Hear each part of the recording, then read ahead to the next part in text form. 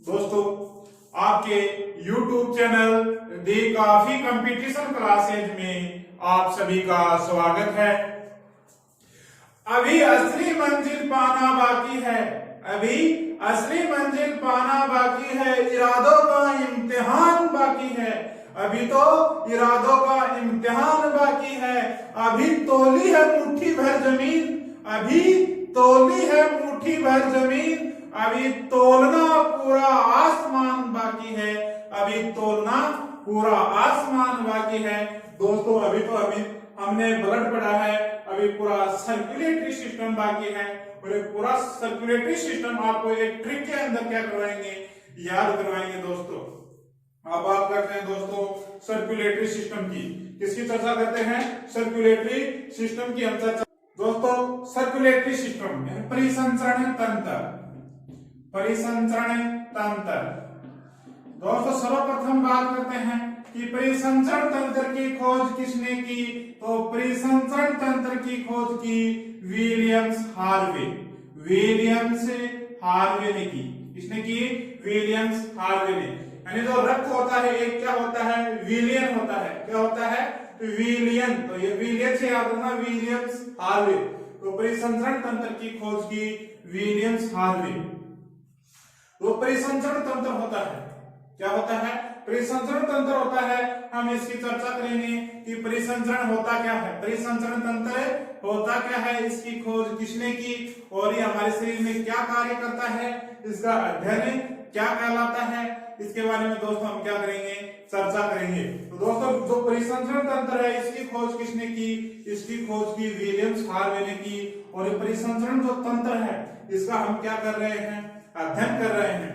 तो हम तो बोलते हैं कि परिसंचरण तंत्र के बारे में पढ़ रहे हैं या स्टडी कर रहे हैं। साइंस की भाषा में या साइंटिस्टों की भाषा में क्या बोला जाता है कि परिसंचरण तंत्र का जो अध्ययन होता है, परिसंचरण तंत्र का अध्ययन, परिसंचरण तंत्र का अध्ययन कहलाता है एंजियोलॉजी। क्या कहलाता है? एंजियोलॉजी। क्या कहलाता है?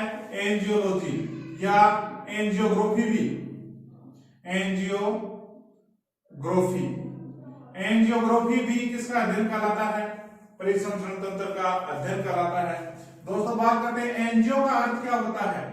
एंजियो, तो एंजियो का अर्थ होता है रुधिर वाहिनियां, रुधिर वाहिनियां। और दोस्तों, लॉजी का अर्थ होता है अध्ययन। क्या होता है? अध्ययन। यानी रुधिर वाहिनियों के बारे में अध्ययन करना क्या कहलाता है? परिसंचरण तंत्र कहलाता है। अब बात आती है एंजियोग्राफी। ग्राफी का अर्थ होता है, एंजियोग्राफी का अर्थ होता है कि जो हम अध्ययन कर रहे हैं वो एक चित्र की सहायता से करेंगे। किसकी सहायता से करेंगे? चित्र की सहायता से, इसलिए क्या आता है? ग्राफी। तो एंजियोग्राफी और एंजियोलॉजी किसका अध्ययन कहलाता है? परिसंचरण तंत्र का क्या कहलाता है? अध्ययन कहलाता है। अब दोस्तों, तो परिसंचरण तंत्र होता है, क्या होता है? परिसंचरण तंत्र होता है, ये कई अंगों से मिलकर बना होता है, कई अंगों से मिलकर बना होता है। हमने पहले वीडियो के अंदर चर्चा की थी, हमने पहले वीडियो के अंदर क्या की थी? चर्चा की थी कि जो परितंत्र होते हैं वो कई अंगों के क्या होते हैं? समूह। तो परिसंचरण तंत्र कई अंगों से मिलकर बना होता है। दोस्तों, ये किन किन अंगों से मिलकर बना होता है?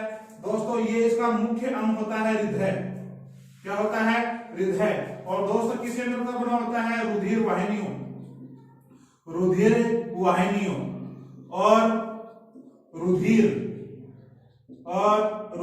और लसिका कोशिका या लसिकाओं, कोशिकाओं द्वारा ये इसके क्या होते हैं दोस्तों? अंग होते हैं। तो परिसंचरण तंत्र हृदय, रुधिर वाहिनियां, रुधिर और लसिका कोशिकाओं का क्या होता है? समूह होता है। अब दोस्तों, बात करते हैं कि जो परिसंचरण जो तंत्र होता है इसका कार्य क्या होता है? दोस्तों, हमारे शरीर के अंदर कोशिकाएं होती हैं, उन कोशिकाओं के मध्य ये गैसों का, हार्मोन्स का, पोषक तत्वों का व उत्सर्जित पदार्थों का क्या करता है? परिवहन करता है। किन किन पदार्थों का परिवहन करता है दोस्तों? ये हमारे शरीर में उपस्थित कोशिकाओं के मध्य, शरीर में उपस्थित कोशिकाओं के मध्य, शरीर में उपस्थित कोशिकाओं के मध्य, कोशिकाओं के मध्य दोस्तों गैसों का परिवहन, गैसों का परिवहन। गैसों का परिवहन कौन कौन सी गैसों का, जैसे O2 है, CO2 का, O2 है, CO2 का परिवहन करना, और हार्मोन्स का परिवहन करना। किसका परिवहन करना? हार्मोन्स का और पोषक तत्वों का, पोषक तत्वों का, और दोस्तों उत्सर्जी पदार्थों का, उत्सर्जी पदार्थों का। इसका उत्सर्जी पदार्थों का क्या करता है? ये परिवहन करता है। यानी जो हमारा जो रक्त होता है, रक्त के अंदर O2, CO2 और पोषक तत्व और उत्सर्जी पदार्थ के होते हैं, घुले होते हैं। तो किसमें होता है? ये परिसंचरण तंत्र में। अब दोस्तों जो परिसंचरण तंत्र होता है, मनुष्य के अंदर बंद परिसंचरण तंत्र पाया जाता है। मनुष्य में किस प्रकार का परिसंचरण तंत्र पाया जाता है? तो दोस्तों मनुष्य में बंद रक्त परिसंचरण तंत्र पाया जाता है। क्या पाया जाता है? बंद रक्त परिसंचरण तंत्र पाया जाता है। अब दोस्तों बंद रक्त परिसंचरण तंत्र से क्या तात्पर्य है? तो दोस्तों जो मनुष्य होता है, मनुष्य के अंदर जो रक्त प्रवाहित होता है वो रुधिर वाहिनियों में बहता है। यानी रुधिर बहने के लिए क्या होती हैं? नलिकाएं होती हैं। उन नलिकाओं के अंदर क्या बहता है? रक्त बहता है। यानी जिस तंत्र के अंदर रक्त किसमें बहता हो? रुधिर वाहिनी में बहता हो, वो तंत्र कहलाता है बंद रक्त परिसंचरण तंत्र। क्या कहलाता है? बंद रक्त परिसंचरण तंत्र कहलाता है। और दोस्तों ये बात सर्वप्रथम किसने बताई कि जो रुधिर होता है वो मनुष्य के अंदर रुधिर वाहिनियों में बहता है? तो दोस्तों इसके बारे में सर्वप्रथम बताया था दोस्तों मार्साले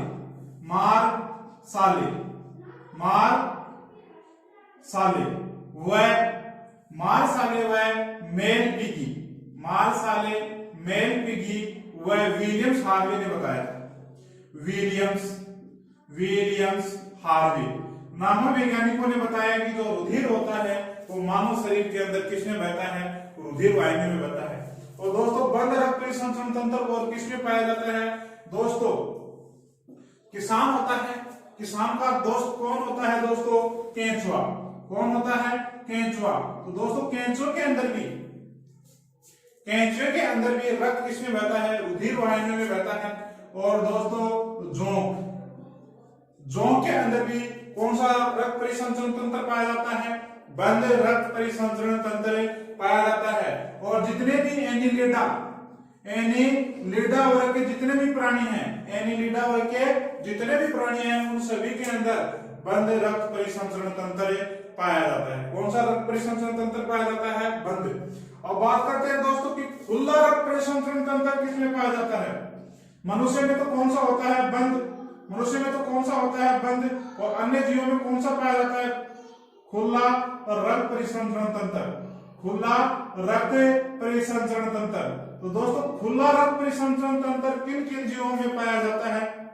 दोस्तों जितने भी कीट प्राणी होते हैं उनके अंदर कौन सा रक्त परिसंचरण तंत्र पाया जाता है? खुला। जैसे किन किन में पाया जाता है? दोस्तों मच्छर, मक्खी,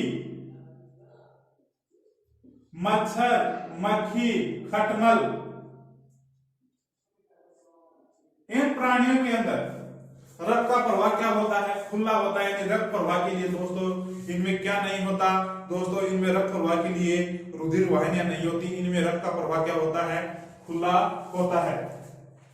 अब दोस्तों दोबारा देखते हैं कि हम परिसंचरण तंत्र के बारे में पढ़ रहे हैं। परिसंचरण तंत्र की खोज की थी विलियम्स हार्वे नामक वैज्ञानिक ने की थी।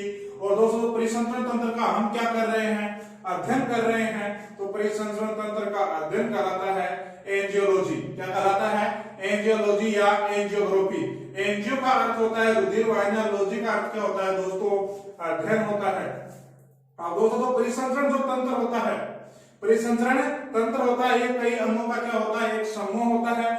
किन किन अंगों का समूह होता है? हृदय, रुधिर वाहिनियां, कोशिकाओं एवं लसिका कोशिकाओं का क्या होता है? समूह होता है। और इसका कार्य क्या है? इसका कार्य है दोस्तों कोशिकाओं के मध्य गैसों का परिवहन, हार्मोन का परिवहन और पोषक तत्वों है उत्सर्जित पदार्थों का परिवहन करना।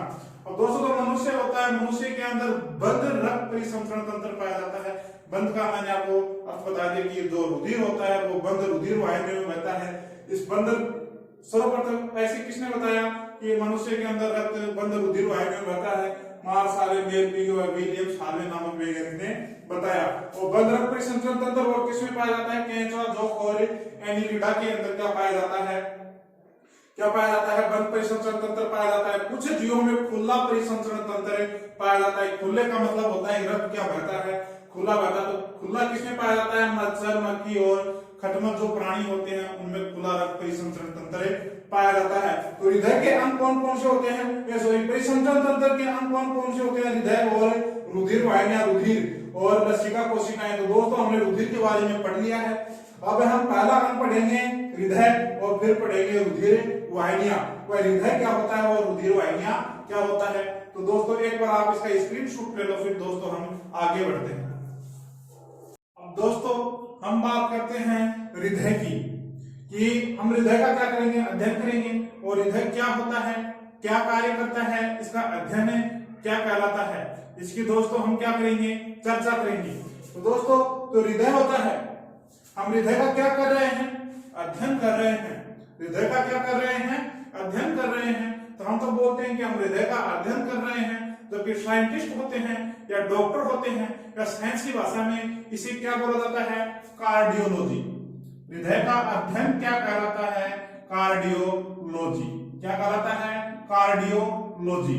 दोस्तों कार्डियो होता है, कार्डियो का अर्थ होता है हृदय और लॉजी का अर्थ होता है अध्ययन। लॉजी का अर्थ होता है अध्ययन। तो हृदय का अध्ययन करना क्या कहलाता है? कार्डियोलॉजी कहलाता है। क्या कहलाता है? कार्डियोलॉजी कहलाता है। अब बात करते हैं कि हृदय क्या होता है, कहाँ स्थित होता है, किस रंग का होता है और किससे मिलकर बना होता है, इसकी हम क्या करेंगे? चर्चा करेंगे। तो हृदय होता है, क्या होता है? हृदय। तो बात करते हैं कि सर्वप्रथम कि हमारे शरीर में कहाँ स्थित होता है।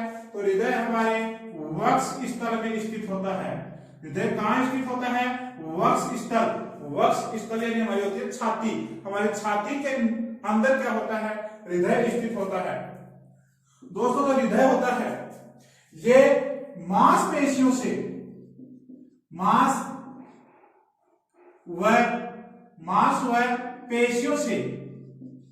मांसपेशियों से बना एक क्या होता है? खोखला अंग होता है।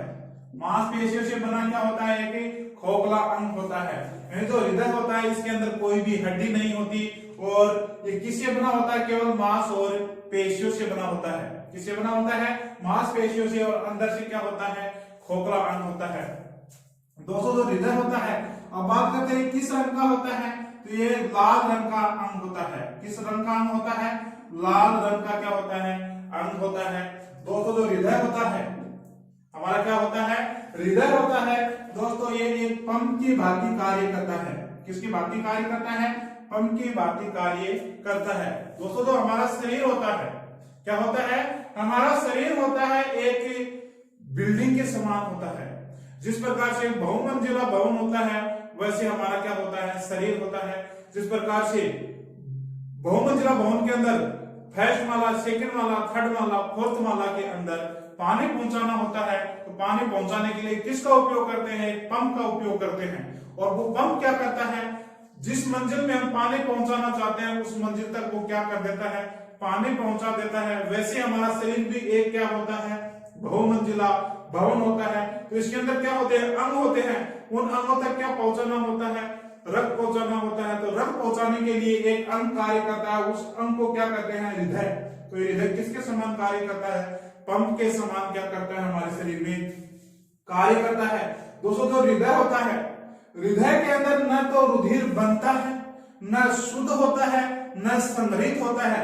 हृदय केवल रक्त की क्या करता है? पंपिंग करता है। जिस प्रकार से मोटर होती है या पंप होता है, पंप न तो पानी बनाता है, न शुद्ध करता है, न संग्रहित करता है, केवल पानी का क्या बनाता है? प्रेशर बनाता है। वैसे ही तो हृदय होता है एक पंप के समान क्या होता है? अंग होता है। और ये शरीर के अंदर जो अंग होते हैं उस हर अंग तक रक्त को पहुंचाने का क्या करता है? कार्य करता है। अब दोस्तों जो हमारा जो हृदय होता है क्या होता है? हृदय होता है। हृदय के चारों ओर एक दोहरी झिल्ली का क्या पाया जाता है? आवरण पाया जाता है। जो हृदय होता है, हृदय के चारों ओर एक दोहरी झिल्ली का क्या पाया जाता है? आवरण पाया जाता है। उस दोहरी झिल्ली के आवरण को, दोहरी झिल्ली का क्या पाया जाता है? आवरण। दोहरी झिल्ली का क्या पाया जाता है? आवरण पाया जाता है। उस आवरण को कहा जाता है दोस्तों पेरिकार्डियक। Pericardiac, pericardiac. दोस्तों पेरी का अर्थ होता है यानी परिधि से, परिधि, परि यानी चारों ओर, परि यानी चारों ओर, किसके चारों ओर? कार्डियक यानी होता है हृदय, हृदय के चारों ओर एक दोहरी झिल्ली का क्या पाया जाता है? आवरण पाया जाता है। उस आवरण को क्या कहा जाता है? पेरिकार्डियक झिल्ली। क्या कहा जाता है? पेरिकार्डियक झिल्ली। और वैसे इसको कहा जाता है हृदय आवरण। हृदय आवरण भी कहा जाता है इसे। क्या कहा जाता है? हृदय आवरण। क्या कहा जाता है? हृदय आवरण। अब दोस्तों जो एक दोहरी झिल्ली होती है, हृदय के चारों ओर क्या पाई जाती है? दोहरी झिल्ली पाई जाती है। और इस दोहरी झिल्ली में एक द्रव पदार्थ क्या होता है? भरा होता है। इन चारों ओर एक दोहरी झिल्ली का आवरण पाया जाता है। इस प्रकार से एक दोहरी झिल्ली का क्या पाया जाता है? आवरण पाया जाता है। और इस आवरण के अंदर, इसे आवरण के अंदर एक द्रव पदार्थ क्या होता है? भरा होता है। उस द्रव को क्या कहते हैं? पेरिकार्डियल, पेरिकार्डियल द्रव, पेरिकार्डियल द्रव। दोस्तों जो पेरिकार्डियल जो द्रव होता है इसका कार्य क्या होता है? कि पेरिकार्डियल द्रव बाह्य आघातों से हृदय की क्या करता है? सुरक्षा करता है। बाह्य आघातों से क्या करता है? सुरक्षा करता है। जो मानव जो हृदय होता है इसके अंदर 4 कपाट पाए जाते हैं। कितने कपाट पाए जाते हैं? 4 कपाट। तो 2 कपाट तो ऊपर होते हैं, 2 कपाट क्या होते हैं? नीचे होते हैं। तो मानव हृदय के अंदर दोस्तों कितने कपाट पाए जाते हैं? 4 कपाट पाए जाते हैं। क्या पाए जाते हैं? 4 कपाट। तो दोस्तों मानव हृदय के अंदर 4 कपाट होते हैं। तो दोस्तों जो और अन्य प्राणी होते हैं उनके अंदर कितने कितने कपाट होते हैं? दोस्तों जो मछली होती है, क्या होती है? मछली होती है। दोस्तों मछली के अंदर 2 कपाट होते हैं। कितने कपाट होते हैं? हृदय के अंदर 2 कपाट होते हैं। और दोस्तों तो मछली के अंदर कितने कपाट पाए जाते हैं? 2 कपाट। टोड मेंढक और हाइला जो प्राणी होते हैं दोस्तों उनके हृदय के अंदर 3 कपाट पाए जाते हैं। कितने कपाट पाए जाते हैं? 3 कपाट। मनुष्य के अंदर तो कितने पाए जाते हैं? 4। मनुष्य में कितने पाए जाते हैं? 4 कपाट पाए जाते हैं। और दोस्तों तो मनुष्य में 4 कपाट पाए जाते हैं, मछली में 2 कपाट पाए जाते हैं। और दोस्तों टोड मेंढक व हाइला में, टोड मेंढक व हाइला में कितने कपाट पाए जाते हैं? 3 कपाट पाए जाते हैं। और दोस्तों 4 कपाट और किसमें पाए जाते हैं? 4 कपाट है तो मनुष्य में पाए जाते हैं। और दोस्तों मनुष्य का पूर्वज कौन है? मनुष्य का पूर्वज है दोस्तों बंदर। कौन है? बंदर। तो बंदर के अंदर भी दोस्तों कितने कपाट पाए जाते हैं? हृदय के अंदर 4 कपाट पाए जाते हैं। दोस्तों मेंढक होता है, मेंढक के हृदय के अंदर भी 4 कपाट पाए जाते हैं।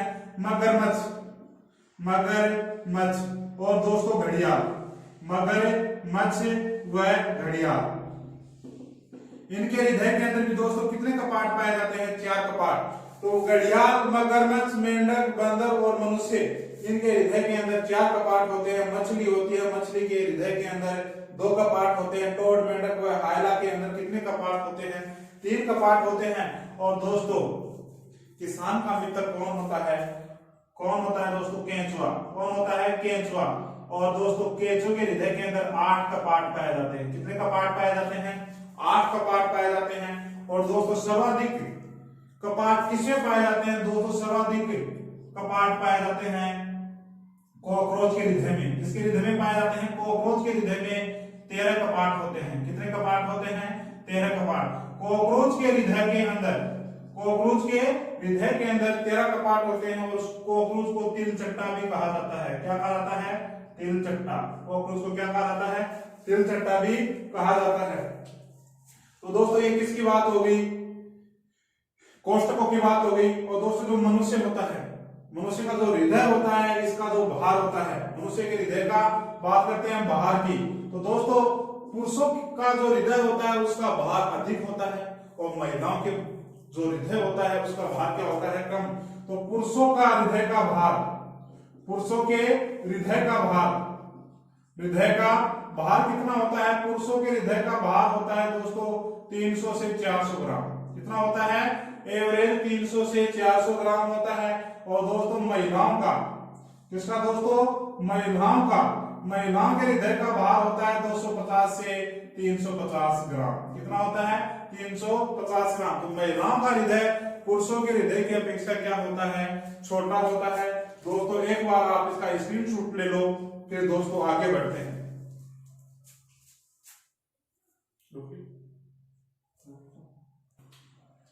अब दोस्तों तो मानव जो हृदय होता है, क्या होता है?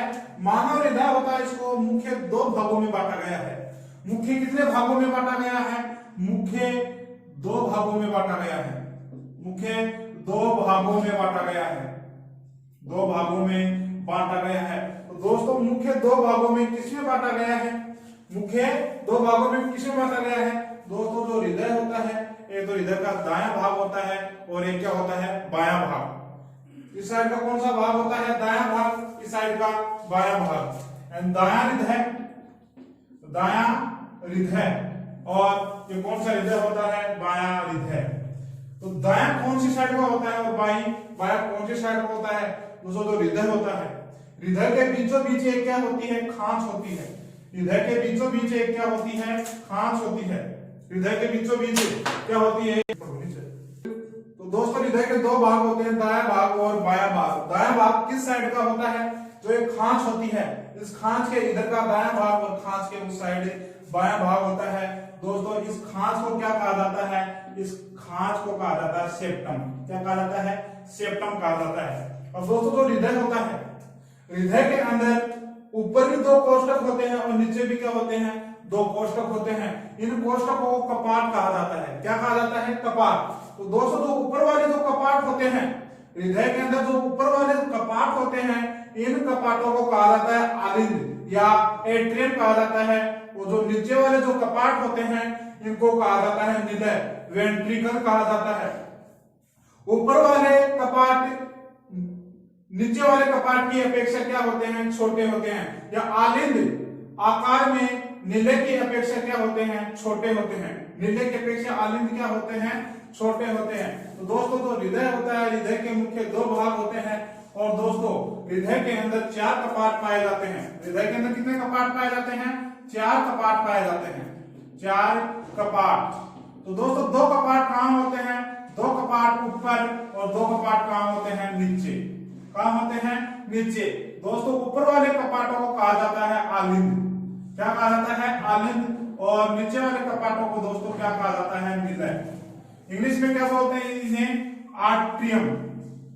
क्या कहा जाता है? आर्ट्रियम। और निलय को कहा जाता है इंग्लिश में वेंट्रिकल। वेंट्रिकल कहा जाता है। क्या कहा जाता है? वेंट्रिकल। और दोस्तों जो आलिंद होते हैं, दाईं ओर भी होते हैं और बाईं ओर। दाईं ओर को दायां आलिंद और दायां निलय। बाईं ओर का जो होता है उसको बाएं आलिंद और बाएं निलय के नाम से जाना जाता है। किस नाम से जाना जाता है? दायां आलिंद, दायां निलय। दाईं ओर दायां आलिंद, दायां निलय। बाईं ओर बायां आलिंद, बायां निलय। तो दोस्तों जो आलिंद होते हैं, एक होता है दायां आलिंद, दायां आलिंद, और एक होता है दोस्तों दायां निलय, दायां निलय।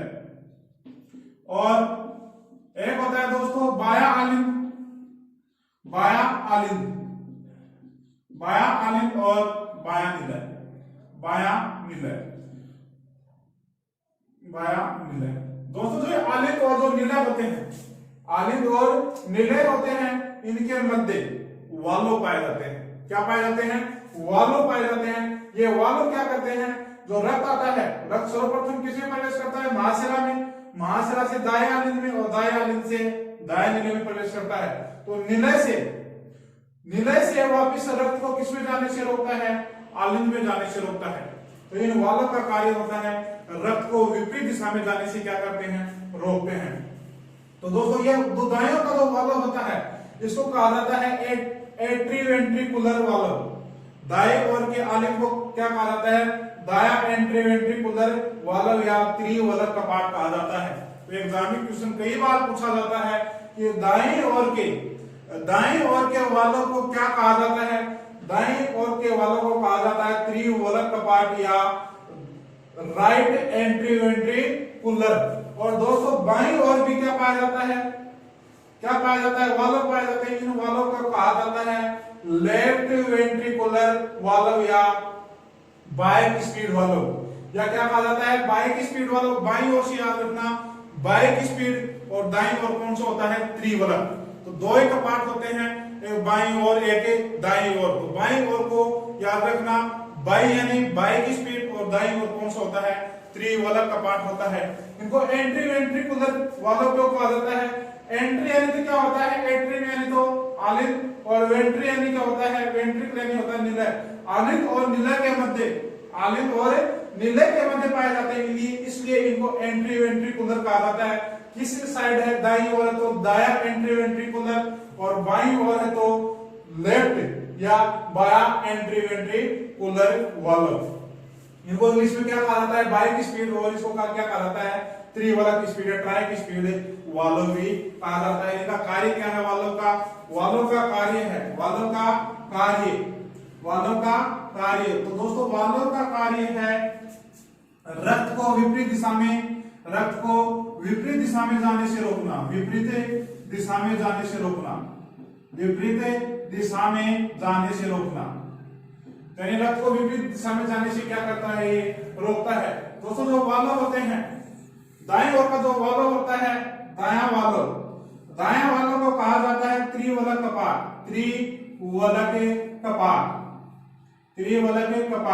और दोस्तों बाएं ओर के वाल्व को कहा जाता है बाइक स्पीड वाल्व।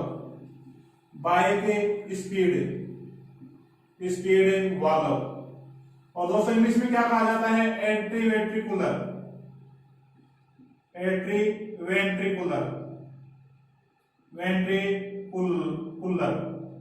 वाल्व। और दोस्तों बाइक स्पीड को क्या कहा जाता है, तो कौन सा वाल्व है, दायां तो राइट वेंट्रिकुलर, और ये होता है left ventricular, entry ventricular valve. दोस्तों का कार्य समझ में आ गया। अब दोस्तों जो हृदय होता है, हृदय के अंदर शुद्ध और अशुद्ध दोनों रक्त बहते हैं। कौन से रक्त बहते हैं दोस्तों, शुद्ध और अशुद्ध। दोस्तों शुद्ध रक्त बहता है वो बहता है बाईं ओर, अशुद्ध रक्त बहता है दाईं ओर। तो दोस्तों एग्जाम में कई बार क्वेश्चन पूछा जाता है, अशुद्ध रक्त सर्वप्रथम हृदय में कौन से भाग में प्रवेश करता है। तो दोस्तों अशुद्ध जो रक्त होता है सर्वप्रथम दाएं आलिंद में प्रवेश करता है, और दाएं आलिंद से किसमें प्रवेश करता है, दाएं नीलम में प्रवेश करता है।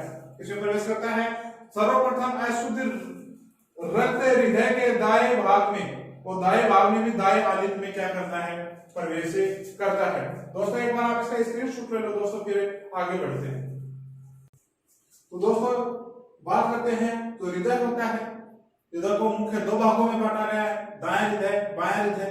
दाएं हृदय कौन सी साइड होता है, जो सेप्टम होती है, सेप्टम के इस साइड का भाग दायां और उस साइड का भाग कौन सा होता है, बायां भाग। तो हृदय को दाएं हृदय और बायां हृदय होता है। हृदय के अंदर चार कपाट पाए जाते हैं, चार क्या पाए जाते हैं, कपाट पाए जाते हैं।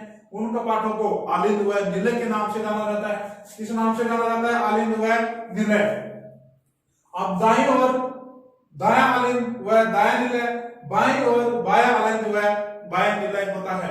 और इन आलिंद व निलय को दो भागों में विभाजित कौन करता है, त्रिवलक कपाट। दाईं ओर तो कौन सा करता है, त्रिवलक या राइट एंट्री वेंट्रिकुलर वाल्व, और बाईं ओर आलिंद और निलय है, इनको दो भागों में विभाजित कौन करता है, बाइक स्पीड वाल्व या लेफ्ट एंट्री वेंट्रिकुलर वाल्व करता है। कौन करता है, लेफ्ट एंट्री वेंट्रिकुलर वाल्व करता है। दोस्तों ये वाल्व होते हैं, इन वाल्व का कार्य क्या है, एक आलिंद व निलय को दो भागों में बांटना, और इसका मुख्य कार्य होता है रक्त को विपरीत दिशा में वापस जाने से क्या करता है, ये रोकता है। इस प्रकार से होते हैं, जैसे कोई पदार्थ आता है वो अंदर तो आ जाता है परंतु वो वापस बाहर नहीं आता है। इस प्रकार से क्या करते हैं, वाल्व कार्य करते हैं।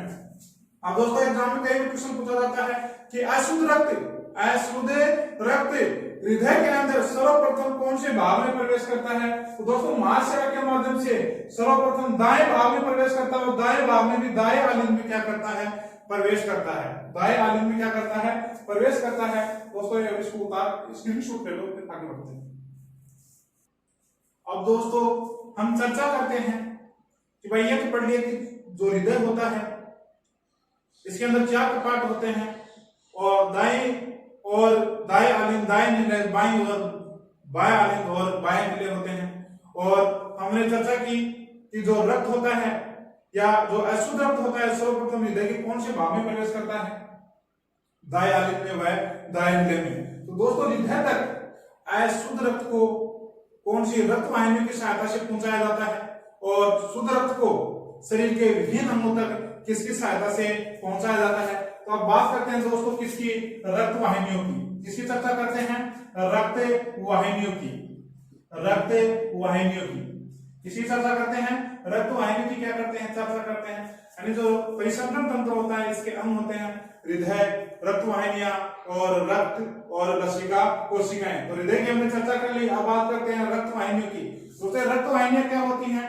रक्त वाहिनियां होती हैं ये शरीर के विभिन्न अंगों से, शरीर के विभिन्न अंगों से, शरीर के विभिन्न अंगों से अशुद्ध रक्त को, अशुद्ध रक्त को दोस्तों शरीर के विभिन्न अंगों से अशुद्ध रक्त को कहां लेकर आती हैं? हृदय तक। कहां लेकर आती हैं? हृदय तक। और दोस्तों हृदय से शरीर के विभिन्न अंगों तक, शरीर के विभिन्न अंगों तक यानी अशुद्ध रक्त को शरीर के विभिन्न अंगों से कहां तक लेकर आती है? हृदय तक। और हृदय से शरीर के विभिन्न अंगों तक किसको लेकर जाती हैं? शुद्ध रक्त को लेकर जाती हैं। किसको लेकर जाती हैं? शुद्ध रक्त को ले जाने वाली रक्त वाहिनी को क्या कहा जाता है? रक्त वाहिनी। दोबारा सुनो, शरीर के अंदर जब ऊर्जा का निर्माण होता है, ऊर्जा का निर्माण होता है कोशिकाओं में। तो कोशिकाओं के अंदर जब ग्लूकोज जलता है तो उस दौरान अपशिष्ट पदार्थों का क्या होता है? निर्माण होता है। और वो अपशिष्ट पदार्थ किसमें घुस जाते हैं? रक्त के अंदर घुस जाते हैं। उस रक्त को बोल दिया जाता है अशुद्ध रक्त। तो रक्त 2 प्रकार का होता है, एक तो होता है अशुद्ध और दोस्तों एक होता है शुद्ध। तो दोस्तों अशुद्ध रक्त कौन सा होता है? जिसमें CO2 घुल जाती है। और शुद्ध रक्त कौन सा होता है? जिसमें O2 घुल जाती है। यानी जिस रक्त के अंदर CO2 घुल जाती है वो हो जाता है अशुद्ध। और शुद्ध रक्त कौन सा होता है? जिसमें क्या घुली होती है? O2। तो दोस्तों CO2 युक्त रक्त या अशुद्ध रक्त को शरीर के विभिन्न अंगों से, हृदय तक लाने वाली रक्त वाहिनियां वह O2 युक्त रक्त या शुद्ध रक्त को शरीर के विभिन्न अंगों तक पहुंचाने वाली जो वाहिनियां होती हैं उन वाहिनियों को क्या कहा जाता है? रक्त वाहिनियां कहा जाता है। क्या कहा जाता है? रक्त वाहिनियां कहा जाता है। अब दोस्तों जो ये रक्त वाहिनियां होती हैं ये मुख्य 2 प्रकार की होती हैं। मुख्य कितने प्रकार की होती हैं? 2 प्रकार की होती हैं। कितने प्रकार की होती हैं? 2 प्रकार की। दोस्तों एक तो होती है सिरा और दोस्तों एक होती है धमनियां। क्या होती है? एक तो होती है सिरा और एक होती है धमनियां। तो दोस्तों एग्जाम में क्वेश्चन पूछा जाता है कई बार कि शुद्ध रक्त किसमें बहता है और अशुद्ध रक्त किसमें बहता है। तो दोस्तों शुद्ध रक्त किसमें बहता है, अशुद्ध रक्त किसमें बहता है? दोस्तों इसको मैं आपको एक ट्रिक से बताऊंगा कि दोस्तों जो शुद्ध रक्त होता है ये ट्रिक याद रखना कि धांसू। आप सभी का जो दिल है ना, आप सभी का क्या है? ये आपका दिल है। ये दिल क्या है? आपका धांसू है। क्या है? आप सभी का दिल क्या है? धांसू है। धा यानी होता है दोस्तों धमनी। क्या होता है? धमनी। और स यानी क्या होता है? शुद्ध। स यानी शुद्ध। तो दोस्तों धमनियों में कौन सा रक्त बहता है? शुद्ध रक्त बहता है। तो हृदय से शरीर के विभिन्न अंगों तक रक्त को कौन पहुंचाती है? दोस्तों धमनी पहुंचाती है। तो धमनियों में कौन सा रक्त बहता है? शुद्ध। और दोस्तों शिराओं में, दोस्तों किसमें? शिराओं में। तो शिराओं में कौन सा रक्त बहता है? स यानी याद रखना, स यानी छिड़ाव हुआ, स यानी छिड़ाव हुआ। तो छिड़ाव हुआ रक्त किसमें बहता है? शिराओं में। आप सभी का दिल क्या है? धांसू। क्या है? धांसू। ध यानी धमनी, स यानी शुद्ध। धमनियों में कौन सा रक्त बहता है? शुद्ध रक्त बहता है। और शिराओं में कौन सा रक्त बहता है? छिड़ाव हुआ रक्त बहता है। अब दोस्तों ये धमनी के आगे हम क्या लगा दें?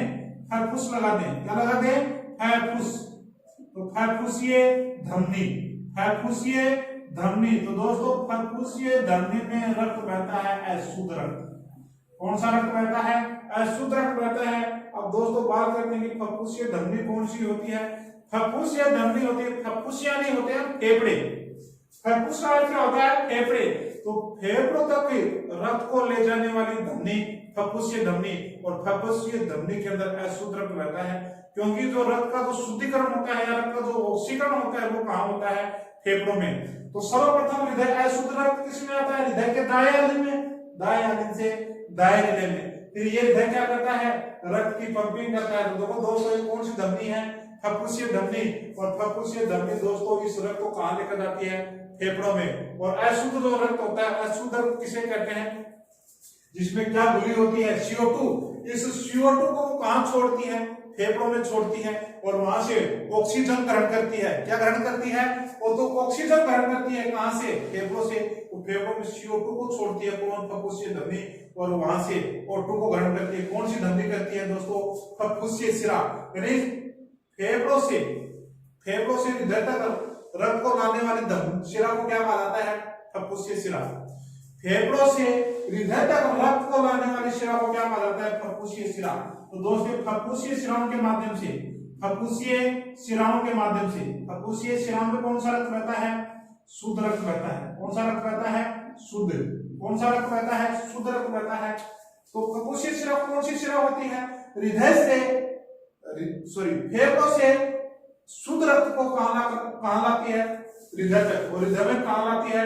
बाएं आलिंद में। बाएं आलिंद से रक्त किसमें आता है? बाएं निलय में। तो बाएं आलिंद और बाएं निलय या बाएं हृदय के अंदर शुद्ध रक्त बहता है, और फिर ये हृदय क्या करता है? इस रक्त की क्या करता है? पंपिंग करता है। देखो इसे पंपिंग करेगा। ये क्या है? महाशिरा। और महाशिरा से होता हुआ, और यहाँ से क्या निकली होती है? आगे धमनियां। उन धमनियों के माध्यम से शरीर के विभिन्न अंगों तक क्या पहुंचा दिया जाता है? रक्त पहुंचा दिया जाता है। क्या पहुंचा दिया जाता है? रक्त। दोबारा देखो, हम बात करें रक्त वाहिनी की। रक्त वाहिनी क्या होती है? वे वाहिनियां जिनके अंदर क्या बहता है? रक्त का क्या होता है? प्रवाह होता है। उन वाहिनियों को रक्त वाहिनियां कहा जाता है। ये रक्त वाहिनियां मुख्य दो प्रकार की होती हैं। कौन कौन सी? शिरा और धमनी। शिरा और कौन सी होती है? धमनियां होती हैं।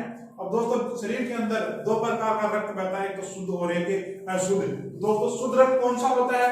शुद्ध रक्त होता है जिसके अंदर O2 घुली होती है। और अशुद्ध रक्त कौन सा होता है? जिसमें क्या घुली होती है? CO2। तो और शुद्ध रक्त किसमें बहता है दोस्तों?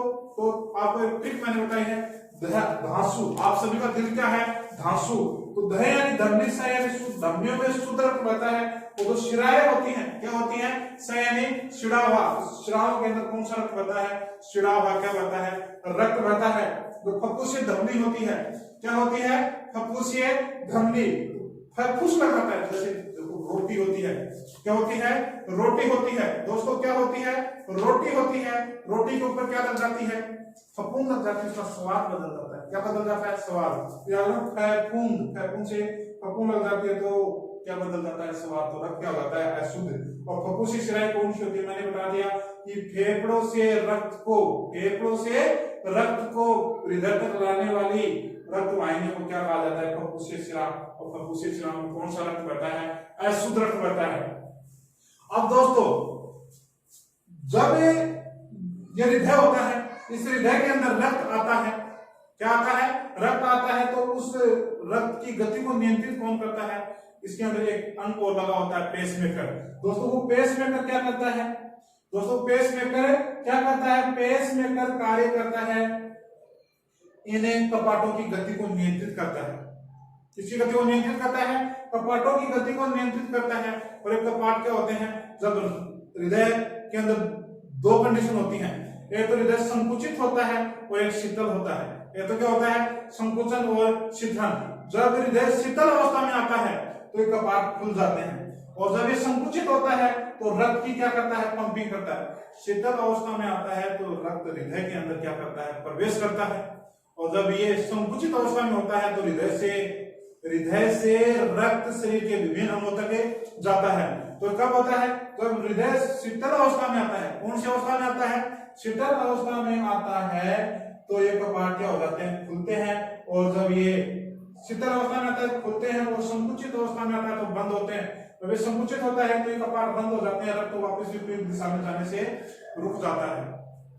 तो दोस्तों जब ये कपाट खुलते हैं और क्या होते हैं? बंद होते हैं। कपाट क्या होते हैं? खुलते हैं और क्या होते हैं?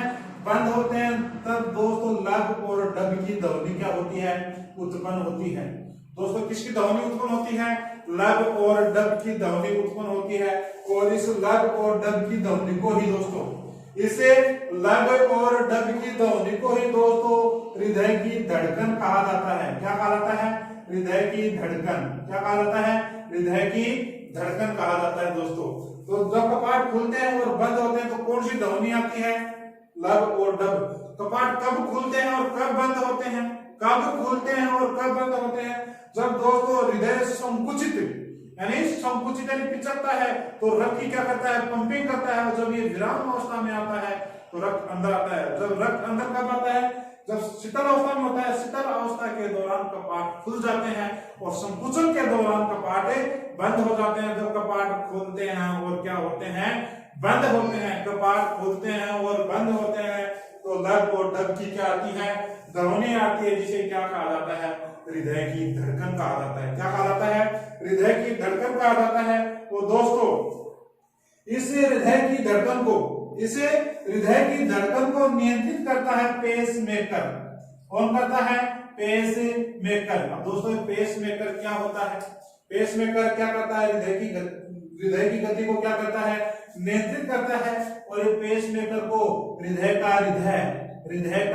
हृदय और दोस्तों इसे छोटा हृदय भी कहा जाता है। क्या कहा जाता है? छोटा हृदय। क्या कहा जाता है? छोटा हृदय। तो हमारे हृदय की गति को नियंत्रित या धड़कन को नियंत्रित कौन करता है? पेस मेकर करता है। और ये स्थित कहाँ होता है? ये दाएं आलिंद की भित्ति के पास स्थित होता है। कहाँ स्थित होता है? दाएं आलिंद की भित्ति के क्या होता है? पास स्थित होता है। भित्ति के पास क्या होता है? स्थित होता है।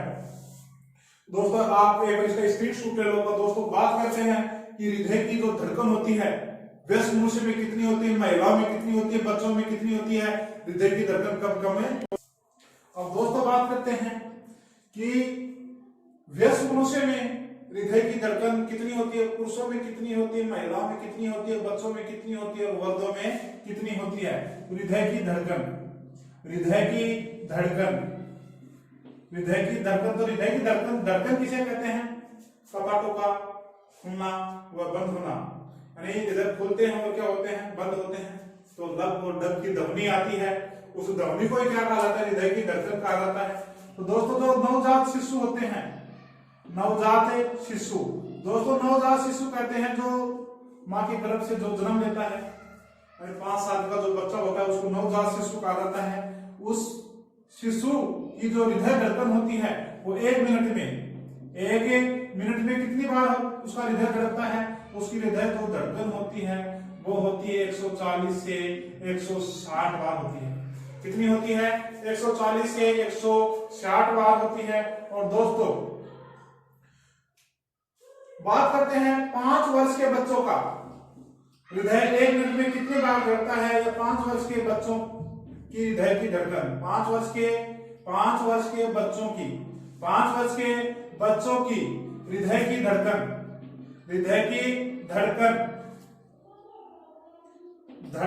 एक मिनट में कितनी होती है दोस्तों? इनकी होती है 5 वर्ष वालों की होती है 120। और दोस्तों जो 10 वर्ष के बच्चे होते हैं उनकी हृदय की धड़कन एक मिनट में कितनी होती है? उनकी होती है 100। कितनी होती है? 100। बात करते हैं वयस्क पुरुष। किसकी बात करते हैं? वयस्क पुरुष की बात करते हैं। किसकी चर्चा करते हैं? वयस्क पुरुष की हृदय की धड़कन होती है दोस्तों एक मिनट में कितनी होती है? एक मिनट में कितनी होती है दोस्तों? 72 बार। और दोस्तों महिलाओं की क्या होती है? अधिक होती है। महिलाओं की क्या होती है? अधिक होती है। तो महिलाओं की कितनी होती है? 75 बार। एक मिनट में कितनी बार हृदय धड़कता है? 75 बार एक मिनट में। और दोस्तों बात करते हैं वृद्ध अवस्था में। कौन सी अवस्था में? वृद्ध अवस्था में हृदय की धड़कन क्या हो जाती है? कम हो जाती है। वयस्क अवस्था में हृदय की धड़कन क्या हो जाती है? कम हो जाती है। और एक दिन धीरे धीरे हृदय की धड़कन क्या हो जाती है? रुक जाती है और हमारी क्या हो जाती है? या व्यक्ति की क्या हो जाती है? डेथ हो जाती है। तो दोस्तों एग्जाम में क्वेश्चन क्या पूछा जाता है कि सर्वाधिक हृदय की धड़कन किसकी होती है और सर्वाधिक कम है किसकी होती है। तो दोस्तों सर्वाधिक किसकी होती है, सर्वाधिक हृदय की धड़कन, सर्वाधिक हृदय की धड़कन होती है दोस्तों छछूंदर की। छछूंदर की होती है दोस्तों, कितनी बार होती है, 800 से 850 बार होती है। लगभग कितनी होती है, 800 से 850 बार होती है। अब बात करते हैं सर्वाधिक कम किसकी होती है। सर्वाधिक कम हृदय की धड़कन किसकी होती है। दोस्तों सर्वाधिक कम हृदय की धड़कन होती है हाथी, हमारा क्या है, साथी। तो हाथी की जो हृदय धड़कन होती है वो सर्वाधिक क्या होती है, कम होती है दोस्तों। कितनी बार होती है, 20 से 25 बार। कितनी होती है, 20 से 25 बार होती है। छछूंदर क्या होती है, छछूंदर दोस्तों एक चूहे जैसा एक जीव होता है, उसको क्या कहा जाता है, छछूंदर कहा जाता है। उसका हृदय सर्वाधिक बार धड़कता है 800 से 850 बार, 800 से 850 बार धड़कता है दोस्तों। जब हमारा हृदय एक बार क्या करता है, पंपिंग करता है, क्या करता है, एक पंपिंग में दोस्तों 70 ml रक्त क्या करता है, पंपिंग करता है। कितना रक्त पंपिंग करता है, 70 ml। और दोस्तों 1 मिनट में कितना करता है, 1 मिनट में लगभग करता है 5 से 6 लीटर रक्त की क्या करता है, पंपिंग करता है। कितने रक्त की पंपिंग करता है, 1 मिनट में 5 से 6 लीटर की क्या करता है, पंपिंग करता है दोस्तों। एक बार आप इसका स्क्रीनशॉट ले लो, एक बार क्या ले लो, स्क्रीनशॉट ले लो। फिर हम बात करेंगे कि जो हृदय की धड़कन होती है कौन से मीटर की सहायता से मापी जाती है। अब दोस्तों बात करते हैं कि जो हृदय धड़कन होती है, हृदय की क्या होती है, धड़कन, हृदय की धड़कन, हृदय की धड़कन को स्टेथोस्कोप की सहायता से क्या किया जाता है, मापा जाता है। कौन से मीटर की सहायता से मापा जाता है, इसको मापने वाला, हृदय की धड़कन को मापने वाला यंत्र कौन सा होता है, स्टेथोस्कोप।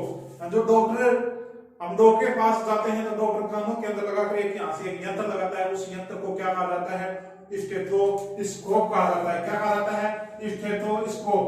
तो हृदय की धड़कन कौन से यंत्र द्वारा मापी जाती है, तो हृदय की धड़कन स्टेथोस्कोप की सहायता से मापी जाती है। और दोस्तों इसकी खोज किसने की थी, लेर्नर नामक वैज्ञानिक ने की थी। किसने की थी, लेर्नर नामक वैज्ञानिक ने की थी। तो दोस्तों ये चर्चा हो गई धड़कन की। अब दोस्तों बात करते हैं रक्तदाब की। किसकी बात करते हैं, रक्तदाब की। दोस्तों रक्तदाब क्या होता है, रक्तदाब क्या होता है दोस्तों, जो रक्तदाब होता है हृदय द्वारा, हृदय क्या करता है, रक्त की पंपिंग करता है।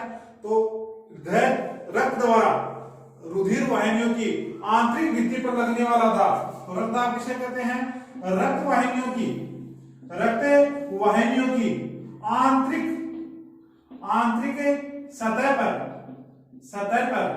रक्त द्वारा लगने वाला दाब, रक्त द्वारा लगने वाले दाब को क्या कहा जाता है दोस्तों, रक्तदाब कहा जाता है। नाम से पता चला है रक्तदाब किसे कहते हैं, रक्त वाहिनियां होती हैं, उनकी आंतरिक सतह पर रक्त द्वारा लगाए जाने वाले दाब को क्या कहा जाता है, रक्तदाब कहा जाता है। सामान्य पुरुष में या सामान्य मनुष्य में रक्तदाब कितना होता है, सामान्य मनुष्य में रक्तदाब कितना होता है दोस्तों, सामान्य मनुष्य में रक्तदाब होता है कम से कम तो होता है 80 और अधिकतम कितना होता है 120 mmGH। दोस्तों ये किसका दाब होता है, पारे का दाब होता है, mmGH। तो दोस्तों सामान्य मनुष्य का रक्तदाब कितना होता है, 80 mmGH से 120 mmGH। दोस्तों 80 mmGH कब होता है और 120 mmGH कब होता है दोस्तों, जब हृदय शीतल अवस्था में आता है। कौन सी अवस्था में आता है, शीतल अवस्था में आता है, या शीतलन अवस्था में आता है, या विराम अवस्था में आता है। कौन सी अवस्था में आता है, विराम अवस्था में आता है। उस समय दाब कितना होता है, 80 mmGH होता है। कितना होता है, 80 mm। और जब संकुचन अवस्था में आता है, कौन सी अवस्था में आता है, संकुचन, यानी जिस समय रक्त की क्या करता है, पंपिंग करता है, उस समय रक्त दाब कितना होता है, 180 mmGH GH होता है। क्या होता है? 180 mm GH। क्या होता है? 180। संकुचन के समय 120। तो कितना होता है? 120 mm GH होता है। अब दोस्तों जब हमारी बीपी बढ़ जाती है उसको डॉक्टर क्या बोलते हैं, और बीपी घट जाती है उसको क्या बोलते हैं? दोस्तों रक्त दाब का अधिक होना,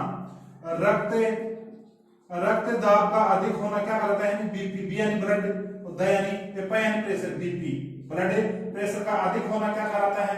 बोलते हैं कि हाइपर मत हो। क्या मत हो? हाइपर। हाइपर यानी ब्लड प्रेशर मत बढ़ा, तो रक्त दाब बढ़ने को कहा जाता है हाइपर टेंशन। हाइपर टेंशन क्या कहलाता है? हाइपर टेंशन कहलाता है। और दोस्तों रक्त दाब का कम होना, रक्त दाब का कम होना कहलाता है हाइपोटेंशन। क्या कहलाता है? हाइपोटेंशन कहलाता है। रक्त दाब का कम होना क्या कहलाता है? हाइपोटेंशन कहलाता है। दोस्तों जब बीपी बढ़ती है तो रक्त दाब कितने से कितने होता है? दोस्तों जब ब्लड प्रेशर बढ़ता है तो रक्त दाब कम से कम तो होता है 90 mm GH, और अधिकतम कितना पहुंच जाता है? 140 से mm GH। 140 से mm GH। तो रक्त दाब जब अधिक होता है, रक्त दाब या बीपी बढ़ती है तो रक्त दाब कम से कम 90 mm GH, और अधिकतम कितना होता है? 140 mm GH। जब दोस्तों रक्त दाब क्या होता है? कम। रक्त दाब कम होना क्या कहलाता है? हाइपोटेंशन। तो कम, जब बीपी कम होती है, लो होती है, तो कम से कम कितना होता है? कम से कम 70 mm GH, और अधिकतम कितना होता है? 110 mm GH। 110 mm GH। तो बीपी बढ़ती है, बीपी बढ़ने को कहा जाता है हाइपरटेंशन। हाइपरटेंशन, और हाइपरटेंशन के दौरान रक्त दाब कम से कम होता है 90 mm GH, अधिकतम होता है 140 mm GH। जब हमारी बीपी कम होती है तो डॉक्टर बोलता है इसके क्या हो गया? हाइपोटेंशन हो गया। क्या हो गया? हाइपोटेंशन हो गया। हाइपोटेंशन के दौरान रक्त दाब कितना होता है? 70 mm GH से 110 mm GH होता है। अब दोस्तों बात करते हैं कि इस रक्त दाब को कौन से मीटर की सहायता से मापा जाता है। तो दोस्तों इस रक्त दाब को, दोस्तों किसको? रक्त दाब को, ध्यान देता हूं, रक्त दाब को, रक्त दाब को, दोस्तों रक्त दाब को स्फिगमेनोमीटर की सहायता से मापा जाता है। रक्त दाब को स्फिगमेनोमीटर की सहायता से मापा जाता है। कौन से मीटर की सहायता से मापा जाता है? स्फिगमेनोमीटर की सहायता से क्या किया जाता है? मापा जाता है। तो दोस्तों इसकी खोज किसने की? दोस्तों इस मीटर की खोज किसने की थी? दोस्तों इसकी खोज की थी रीवा। क्या नाम है? रीवा। रीवा क्या लेती है? क्या लेती है? रिस्क लेती है। रीवा व रिस्की ने स्फिगमेनोमीटर की खोज की थी, और इस स्फिगमेनोमीटर की सहायता से क्या मापा जाता है? रक्त दाब को मापा जाता है। किसको मापा जाता है? रक्त दाब को मापा जाता है। और दोस्तों रक्त दाब किसमें मापा जाता है? दोस्तों जो हमारी यहाँ पर एक धमनी होती है उस धमनी का नाम होता है ब्रेंकियल धमनी। क्या होता है? ब्रेंकियल धमनी। तो दोस्तों रक्त दाब ब्रेंकियल धमनी के अंदर मापा जाता है। ब्रोंकियल होता है वो। क्या होता है? ब्रोंकियल धमनी के अंदर क्या किया जाता है दोस्तों? मापा जाता है। तो रक्त दाब किसमें मापा जाता है? ब्रोंकियल धमनी में। दोस्तों दोबारा सुनो, हृदय की धड़कन को स्टेथोस्कोप की सहायता से क्या किया जाता है? मापा जाता है। और इसकी खोज किसने की थी? लेनर ने की थी। अब बात करते हैं रक्त दाब। तो रक्त दाब किसे कहते हैं? रक्त द्वारा रक्त वाहिनी की आंतरिक सतह पर लगने वाले दाब को ही क्या कहा जाता है? रक्त दाब कहा जाता है। और जो रक्त दाब होता है सामान्य मनुष्य का कितना होता है? 80 से 120 mm GH होता है। जब रक्त दाब बढ़ जाता है उसको कहते हैं हम शॉर्ट भाषा में बीपी। रक्त दाब बढ़ने को कहा जाता है हाइपरटेंशन। क्या कहा जाता है? हाइपरटेंशन के दौरान रक्त दाब कम से कम तो होता है 90 mm GH, अधिकतम होता है 140 mm GH। और रक्त दाब का कम होना या बीपी का कम होना कहलाता है हाइपोटेंशन। हाइपोटेंशन के दौरान रक्त दाब कितना होता है, कम से कम 70 होता है, अधिकतम कितना होता है 110 mmGH होता है। और दोस्तों जो रक्त दाब होता है वो कौन से मीटर की सहायता से मापा जाता है, इस प्रकार से हृदय की धड़कन स्टेथोस्कोप की सहायता से, तो हृदय दाब किसकी सहायता से मापा जाता है, इस पे गैल्वेनोमीटर की सहायता से मापा जाता है। इसकी खोज किसने की, इसकी खोज की रीवा वेल्स्की ने। रक्त दाब क्या होता है, रक्त दाब किसमें मापा जाता है, एक धमनी होती है ब्रोंकियल धमनी के अंदर, किसमें मापा जाता है, ब्रोंकियल धमनी में रक्त दाब को क्या किया जाता है, मापा जाता है। दोस्तों एक बार आप इसका स्क्रीनशॉट ले लो। फिर दोस्तों बात करते हैं हृदय से संबंधित जांचें। अब दोस्तों बात करते हैं हृदय से संबंधित जांच, हृदय से संबंधित जांच, हृदय से संबंधित जांच। दोस्तों हृदय से संबंधित जांच कौन कौन सी होती हैं, दोस्तों दो जांच हैं। एक तो होता है ईसीजी, यानी होता है दोस्तों इलेक्ट्रो यानी क्या होता है, कार्डियक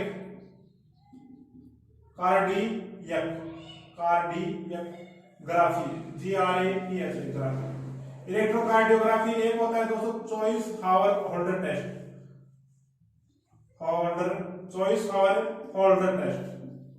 होल्डर टेस्ट।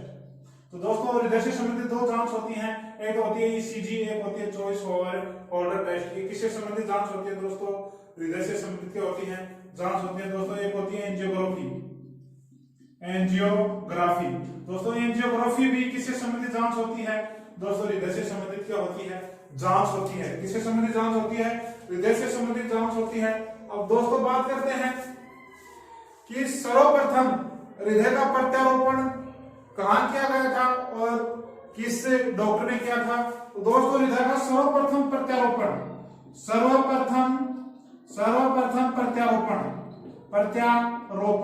दोस्तों हृदय का सर्वप्रथम प्रत्यारोपण कब किया गया था, दोस्तों सर्वप्रथम प्रत्यारोपण किया गया था अफ्रीका के, कहां किया गया था, अफ्रीका के केप टाउन